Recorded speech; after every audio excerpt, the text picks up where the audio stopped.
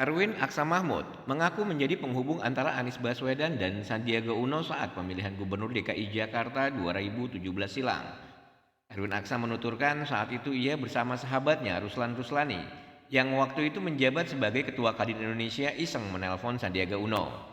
Saat itu Erwin Aksa dan Ruslan Ruslani menanyakan soal Pilkada DKI Jakarta kepada Sandiaga Uno. Wacana Sandiaga Uno akan maju Pilgub DKI Jakarta sudah ramai jadi pembahasan publik ketika itu. Saat ia bersama Ruslan berjam-jam berpikir mencari siapa sosok yang pas untuk berdampingan dengan Sandiaga Uno. Lalu entah bagaimana muncullah nama Anies Baswedan sebagai sosok yang paling tepat untuk berdampingan dengan Sandiaga Uno. Ia pun dengan cepat menelpon Yusuf Kala. Melalui sambungan telepon, JK memberi saran agar Sandi dipasangkan dengan orang yang sudah berpengalaman. JK kemudian memberi saran kepada Erwin Aksa untuk menghubungi ayahnya karena menurut JK, Aksa Mahmud lebih sering berhubungan dengan Anies. Tidak sampai di situ saja, Erwin Aksa mengaku pada saat itu ia dan Ruslan berbagi tugas demi terwujudnya pasangan Anies Sandi.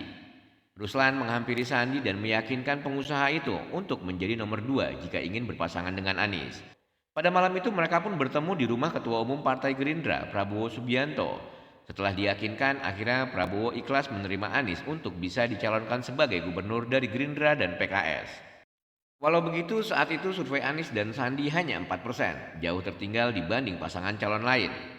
Namun pasangan Anies Sandi menang, hal yang jauh dari perkiraan berbagai lembaga survei. Menurutnya apa yang terjadi karena tidak lepas kepercayaan kita terhadap Tuhan yang Maha Kuasa yang menentukan segalanya. Jadilah Anies Sandi memimpin DKI Jakarta. Sandiaga Uno tidak lama mendampingi Anies sebagai wakil gubernur DKI Jakarta. Sebab Sandiaga Uno pada tahun berikutnya melangkah maju menjadi calon wakil presiden RI mendampingi Prabowo Subianto. Posisi Sandiaga Uno kemudian digantikan oleh politisi Partai Gerindra lainnya, Ahmad Riza Patria sampai akhir masa jabatannya.